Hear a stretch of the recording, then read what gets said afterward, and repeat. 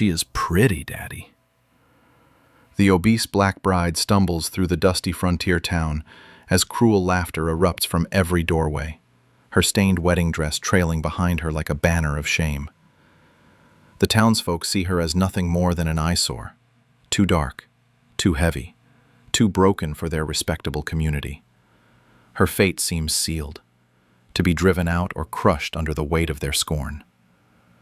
But watching from across the street stands a weathered rancher with gentle eyes, his young daughter tugging at his sleeve as she whispers those transformative words about the woman everyone else has dismissed.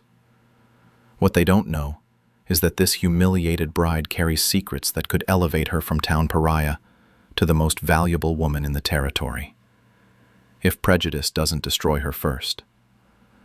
Will she find sanctuary with this unlikely family, or will her past catch up to destroy them all? Before we continue, comment where you are tuning in from. Perhaps we will publish a story there. The Arizona sun beat down mercilessly on Bethany Mae Hawkins as she clutched her worn leather satchel. Her wedding dress, once white satin, now bore the stains of 3 weeks on dusty roads. The fabric stretched tight across her full figure as she walked down the main street of Dusty Creek. Whispers followed her every step. A woman swept her children inside as Bethany passed. Men spat tobacco juice and shook their heads. The general store owner pulled down his window shade with a loud snap. Bethany kept her eyes forward. She had traveled 800 miles for the promise of work. The letter in her pocket guaranteed employment at the Silver Dollar Saloon as a seamstress. It was her last hope. The saloon doors swung open as she approached. Jedediah Brown emerged, a thick man with suspicious eyes.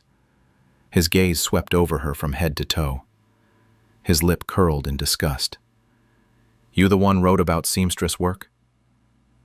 "Yes, sir. Bethany Mae Hawkins." Jedediah laughed, a harsh sound that carried down the street. "Look at you." Braids stood beside him, her hand tucked in his. "Daddy, why are they being mean to the sad lady?" Wyatt Graves looked down at his daughter Lila. At 8 years old, she saw the world through eyes unclouded by prejudice. He had tried to shield her from such ugliness, but perhaps that was impossible. "Some folks forget their manners, little one." Bethany heard the child's clear voice above the crowd's murmurs. She looked across the street and met the girl's concerned gaze. For a moment, the hatred surrounding her seemed to fade. Jedediah waved his hand dismissively. "Get moving. Find somewhere else to peddle your services." The crowd began to disperse, the entertainment over. Bethany stood alone in the street, tears streaming down her face. She had nowhere to go, no money for passage elsewhere, no family to take her in. She walked slowly to the wooden steps of the general store and sat down heavily. Her body shook with silent sobs. Everything she had worked for, hoped for, lay in ruins at her feet. Footsteps approached. Bethany looked up to see the tall man from across the street. His daughter walked beside him, her small face serious with concern. "Miss, are you hurt?" His voice was gentle, without mockery. Bethany wiped her eyes with the back of her hand. "No, sir. Just disappointed." Lila stepped forward, ignoring her father's restraining hand. "You have kind eyes, miss. Are you very sad?" The simple question from an innocent child broke something loose in Bethany's chest. She managed a small smile. "A little sad, sweetheart. But I'll be fine. I'm Lila. This is my daddy, Wyatt Graves. We have a ranch." Wyatt touched his hat brim. "Ma'am, I couldn't help but overhear your conversation with Brown. You're seeking work?" "I was, sir, though I fear my prospects in this town are limited." "What kind of work do you do?" Bethany hesitated. "Offer this to me." "You saw what just happened. I saw ignorance and cruelty. I also see a woman who speaks with education and treats my daughter with kindness." Lila tugged on her father's sleeve. "I like her, Daddy. She has pretty eyes." Wyatt helped Bethany to her feet. "What do you say, Miss Hawkins? Will you come teach at Iron Creek Ranch?" Bethany looked back at the town that had rejected her, then at the man offering her hope. She straightened her shoulders and lifted her chin. "Yes, Mr. Graves. I accept." The wagon rolled through rolling hills dotted with cattle. Bethany sat beside Wyatt, her satchel balanced on her knees. Lila chattered from the back about everything they passed. The girl's excitement was infectious. Iron Creek Ranch spread before them like something from a dream. The main house stood 2 stories tall, painted white with green shutters. Corrals and outbuildings dotted the property. A creek wound through cottonwood trees behind the house. "Your cabin is there." Wyatt pointed to a small structure near the main house. "Built it hoping to find the right teacher someday." The cabin was modest but clean. Inside, Bethany found a bed, desk, washstand, and most surprising of all, shelves lined with books. McGuffey readers, arithmetic texts, geography books, even volumes of poetry. "Been collecting these for 3 years. Wyatt set her satchel on the desk. "Figured any teacher worth hiring would need proper materials." Bethany ran her fingers along the book spines. No one had ever prepared so thoughtfully for her arrival, anywhere. "This is more than adequate, Mr. Graves. Supper's at 6. Tomorrow you can meet the other children." That evening, Bethany joined the Graves family at their kitchen table. Lila peppered her with questions about school and books, actually excited about school. The children adored her. She never raised her voice or used a switch. When someone struggled, she found new ways to explain until understanding dawned. When they succeeded, her praise made them glow with pride. Lila became Bethany's shadow. The girl helped distribute slate boards and collect papers. She sat in the front row, absorbing every lesson with hungry eyes. "Tell me about Mama," Lila whispered one evening as Bethany tucked her into bed. "What would you like to know?" "Daddy says she was beautiful. Were you friends with her?" "I never met your Mama, sweetheart. But I know she loved you very much. Daddy gets sad when he talks about her, but he smiles more now that you're here." Bethany's heart skipped.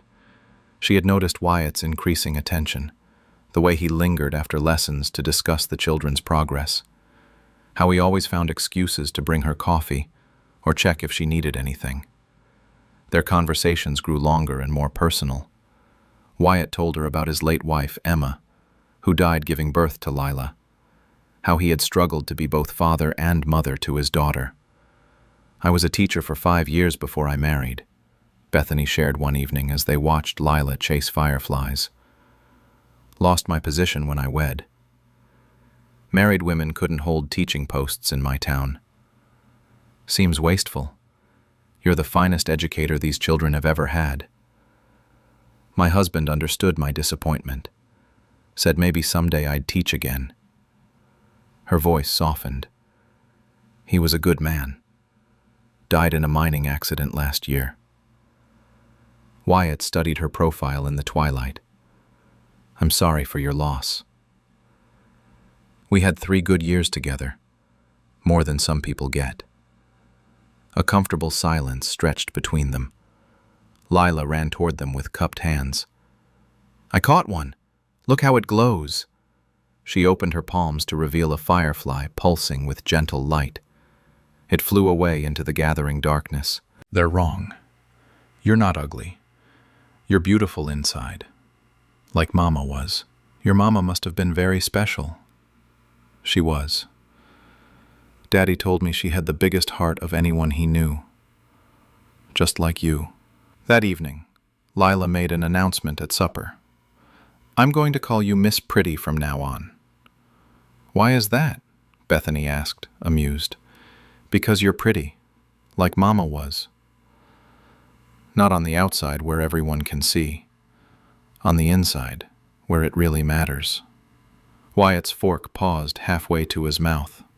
He looked at Bethany with something new in his eyes, something that made her pulse quicken.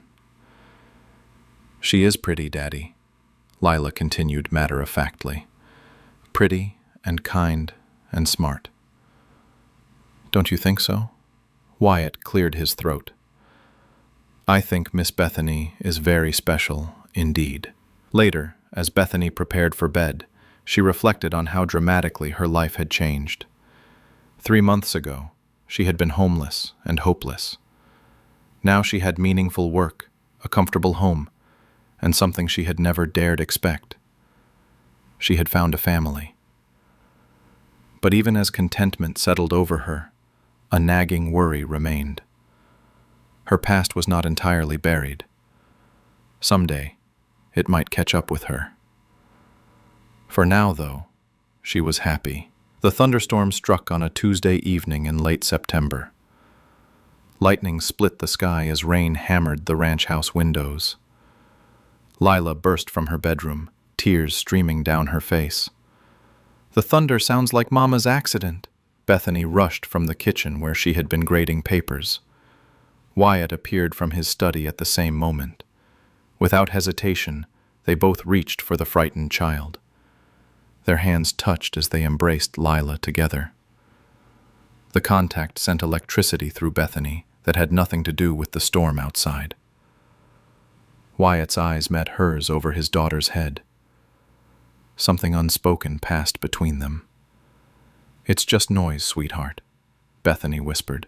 Feelings for you follows proper rules. She fled to her cabin, heart pounding. But sleep eluded her. Every time she closed her eyes, she saw his face in the firelight. The next morning brought awkward politeness.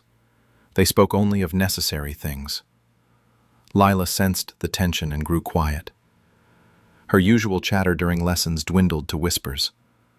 Are you and Daddy fighting? She asked after the other children left. No, sweetheart. We're just figuring some things out. I hope you figure them out soon. You both look sad. That evening, Bethany found Wyatt in the barn tending a mare with a cut leg. She brought medical supplies and helped without being asked. They worked in comfortable silence, their movements synchronized like dancers. She'll heal fine, Wyatt said, stroking the horse's neck. Most wounds do, given proper care and time. He looked at her sharply. Are we still talking about the mare? I don't know. Are we? This time neither fled. Wyatt reached up and touched her cheek with work-roughened fingers. I never expected to feel this way again. After Emma died, I thought that part of my heart was buried with her. Maybe it was. Maybe this is a different part entirely. He leaned closer. Their lips met in a kiss gentle as morning rain. Bethany's world tilted on its axis. She had been kissed before, but never with such tenderness, never with such promise. They broke apart reluctantly. Reality crashed back like cold water. This complicates everything, she whispered. Only if we let it. The weeks that followed brought subtle changes. Stolen glances across the supper table, hands brushing as they passed papers, conversations that lasted long after Lila fell asleep. The neighboring families noticed the shift in dynamics. Sarah Morrison smiled knowingly when she saw Wyatt help Bethany down from the wagon. Jim Patterson nodded approvingly at how the three of them functioned as a natural at Iron Creek Ranch. But with growing recognition came growing scrutiny. Letters began arriving addressed to Bethany. She accepted them with visible anxiety, reading them privately in her cabin. Wyatt noticed her increasing nervousness but respected her privacy. Still, he sensed danger approaching like a storm on the horizon. One evening, Lila made a drawing of their family. 3 stick figures stood before a house, holding hands. She labeled them Daddy, Mama Bethany, and me. "Is this how you see us?" Bethany asked, her throat tight. "This is how we really are. We take care of each other. We love each other. That's what families do." That night, Wyatt found Bethany sitting on her cabin steps, staring at the stars. "Lila drew a picture today," she said without preamble. "I saw it. She hung it on the kitchen wall with great ceremony. She called me Mama Bethany. How do you feel about that?" Bethany was quiet for so long, Wyatt wondered if she would answer. When she spoke, her voice was barely audible. Terrified, honored, completely overwhelmed. "She loves you. We both do." The words hung in the night air like promises. Bethany wanted desperately to believe them, but the letters hidden in her cabin spoke of a different reality. Her past was closing in. Soon, she would have to choose between the family she had found and the safety they deserved. The decision might be taken from her entirely. Samuel Hutchins arrived in Dusty Creek on the morning stage, his black suit pressed and his silver watch chain gleaming. He cut an impressive figure as he stepped onto the wooden platform, surveying the dusty town with calculating eyes. The hotel clerk recognized quality when he saw it. This man had money and education. His leather boots were polished to a mirror shine. His handshake was firm and confident. "I'm seeking information about a woman who may have passed through recently." Bethany Mae Hawkins. She would be traveling alone, rather large. Likely, story gained embellishments with each retelling.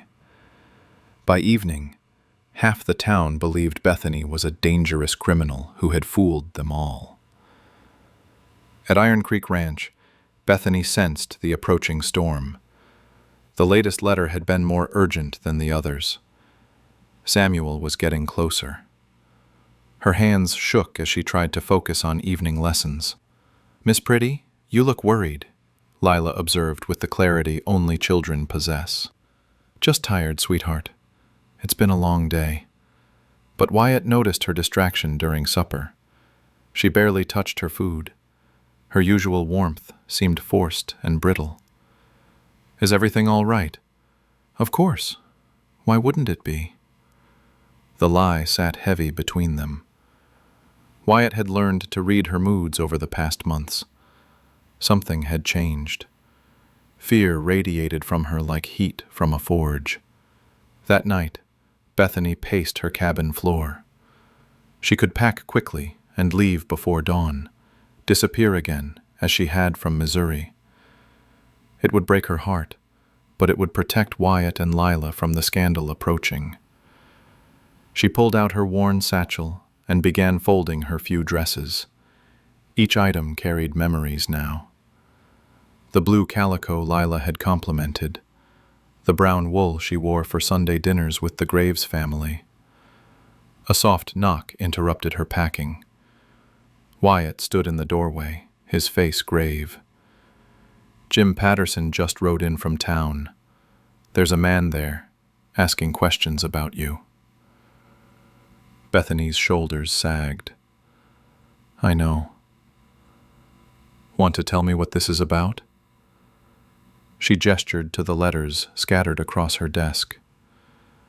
"Samuel Hutchins, my late husband's brother. He's been hunting me for over a year." Wyatt stepped inside and closed the door. "Why?" "After Thomas died, Samuel tried to claim his property. Said as the eldest male relative, everything should go to him. When I refused and the law sided with me, he began." Flowing script spoke of family duty and moral obligation. To casual readers, they would seem reasonable. What does he really want? "Thomas left me a small inheritance, 40 acres in California and some savings. Not a fortune, but enough for independence. Samuel wants it all. Then we fight for it. We? Bethany looked at him with painful hope. This isn't your battle. It became my battle the moment I fell in love with you.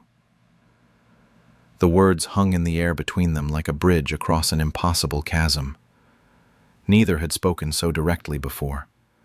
You can't love me. Look at the problems I bring. I love you because of who you are, not despite your troubles. Lila loves you. This ranch is your home now. Tears spilled down Bethany's cheeks. He'll destroy you too. Your reputation, your business, everything you've built. Let him try. A horse's hooves thundered up the drive. Through the window, they saw Sheriff Morrison approaching with Samuel Hutchins and Jedediah Brown. Samuel sat tall in his saddle, every inch the righteous man seeking justice. His cold eyes fixed on Bethany's cabin like a hawk spotting prey. Too late to run now, Wyatt said grimly. I won't let him hurt you or Lila. We face this together, whatever comes. The riders dismounted. Samuel straightened his coat and checked his pocket watch with theatrical precision. He had waited months for this moment. The reckoning had arrived. Samuel Hutchins stepped onto the porch of the main house like a man claiming territory. Sheriff Morrison flanked his right side, hat in hand and clearly uncomfortable. Jedediah Brown stood to his left, arms crossed with smug satisfaction. Wyatt emerged from the cabin with Bethany close behind. Her face was pale, but determined. She had spent months running from this moment. No more. Mr. Graves, I presume. Samuel's voice carried the educator this county has ever had. Pretty words won't change facts, Mr. Graves. She belongs in custody. Sheriff Morrison looked increasingly troubled. He had known Wyatt for years and respected his judgment, but the evidence Samuel presented seemed convincing. Ma'am, do you have anything to say about these accusations? Bethany's hands trembled as she reached into her cabin. When she emerged, she carried her own leather satchel, the one she had protected throughout her westward journey. I have documentation too, Sheriff. Samuel's confident expression flickered. More forgeries, no doubt. Legal documents from the Missouri probate court. Bethany's voice grew stronger with each word. My husband's will, properly witnessed and filed. Bank records showing legitimate withdrawals from accounts in my name. She spread the papers across the porch table with careful precision. Thomas left me his savings and 40 acres in California. Samuel contested the will and lost.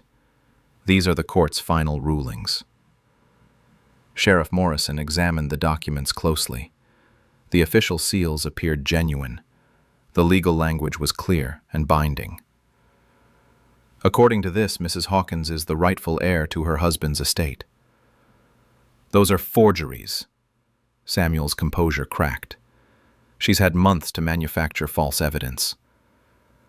The California Land Office can verify the deed, Bethany said calmly. Telegraph them if you doubt its authenticity. A new voice cut through the tension. What's all this commotion about? Clementine Brown approached on foot, having left her horse at the gate. Behind her came Sarah Morrison, Jim Patterson, and several other ranch families. Word had spread quickly about the confrontation. These good people are defending a known thief, Samuel declared. She's deceived you all. The only deception I see, Sarah Morrison said firmly, is whatever lies you're telling about Miss Bethany. This woman taught my son to read Shakespeare. Jim. Raw anger in his voice revealed his true nature. Sheriff Morrison stepped back, his opinion clearly shifting. A small voice pierced the adult tension. Daddy? Lila stood in the doorway, having awakened from the commotion. Her auburn braids were mussed from sleep. She looked confused and frightened by the crowd of angry adults. "It's all right, sweetheart," Wyatt said gently. But Lila's attention fixed on Samuel's furious face. With the instinct of childhood, she sensed the threat he represented. She ran to Bethany and wrapped her arms around the woman's waist. "Don't let the mean man take Miss Pretty away." "Miss Pretty?" Samuel sneered. "Is that what they call you here?" "She is pretty," Lila declared with 8-year-old defiance. "And she's good. She teaches us and reads stories and makes cookies." "Lila," Bethany whispered, "go inside." "No. I won't let him hurt you." The child's fierce loyalty struck the assembled crowd like lightning. Here was pure truth, untainted by adult prejudices and complications. Clementine Brown stepped forward, her own transformation complete. "Sheriff Morrison, I've watched this woman for months. She's never shown anything but grace under pressure." "My husband may disagree," she continued, glancing at Jedediah, "but I know character when I see it. This man is the liar here." Samuel realized his carefully constructed narrative was collapsing. The community he expected to support him was turning against him instead. "You're all fools," he snarled. "She's made you believe her lies." "The only lies here are yours," Wyatt said quietly. Sheriff Morrison folded Samuel's documents and handed them back. "Mr. Hutchins, I think you'd better leave town. This isn't over." "Yes, it is." Samuel mounted his horse with jerky, angry movements. His grand plan had failed completely. The woman he had "Bethany, I owe you an apology. My husband and I both. We judged you poorly from the start. You stood up for me when it mattered most. That's what I'll remember. You've got more grace than I deserve." Clementine's eyes filled with tears. "I hope you can forgive us." "There's nothing to forgive. People change. Communities grow. That's how it should be." After Clementine left, the three of them stood in the gathering twilight. Lila yawned against Bethany's side. "Time for bed, little one," Wyatt said. "Can Miss Pretty tuck me in?" "Of course she can." As they walked toward the house, Bethany felt something shift inside her chest. The constant fear she had carried for months was finally gone. Samuel could no longer hurt her. Her past could no longer destroy her future. But what future did she really have here? After Lila fell asleep, Bethany sat on the porch steps, staring at the stars. The evening air carried the scent of autumn and change.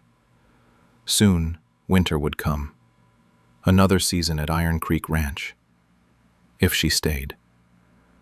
Footsteps approached from behind. Wyatt settled beside her, close enough that their shoulders almost touched. "Penny, for your thoughts.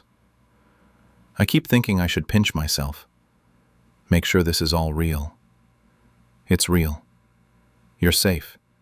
You're home." The word hung between them like a question waiting for an answer. Home. Such a simple concept, yet so elusive for most of her life. "I could claim my land in California now. Start fresh where nobody knows my history." Wyatt went very still beside her. "Is that what you want?" "I don't know what I want anymore. Everything I thought I knew about my life changed today. Not everything changed. Some things got stronger." She turned to look at him in the starlight. His weathered face showed traces of the fear he had hidden so well during the confrontation. The California land that represented her independence, her chance for a completely fresh start. But here, in this moment, she realized she had already found what she was really seeking. Not just safety or security, but belonging. Love. Family. "Yes," she said simply. "Yes," Yes, I'll marry you. Yes, I'll help raise Lila. Yes, I'll stay and build a life with you. His kiss tasted like forever. 3 months later, on a crisp December morning, Bethany May Hawkins became Bethany May Graves under the bare branches of the cottonwood tree beside Iron Creek. Lila served as flower girl, practically glowing with joy as she scattered rose petals. The wedding guests included all the ranch families and half the town of Dusty Creek. Even Jedediah Brown attended, looking sheepish but sincere in his congratulations. "Welcome to the family, daughter," he told Bethany after the ceremony. His wife Clementine beamed beside him. 6 months later, Bethany used part of her California inheritance to build the area's first proper schoolhouse. The sign above the door read, "Lila Graves Academy," in honor of the little girl who had seen beauty first. On opening day, children of all backgrounds filled the wooden desks. Ranch kids sat beside town children. Different colors and classes learned together under Bethany's patient guidance. Wyatt watched from the doorway as his wife conducted her first lesson in the new building. Lila sat in the front row, hand raised eagerly to answer every question. The woman who had once been mocked and humiliated now commanded respect throughout the county. Parents traveled from neighboring towns seeking admission for their children. But more than professional success, Bethany had found personal peace. She belonged somewhere. She was loved for exactly who she was. That evening, as she graded papers by lamplight, Wyatt approached with a cup of coffee and a gentle smile. "How does it feel to be the most celebrated teacher in Arizona territory?"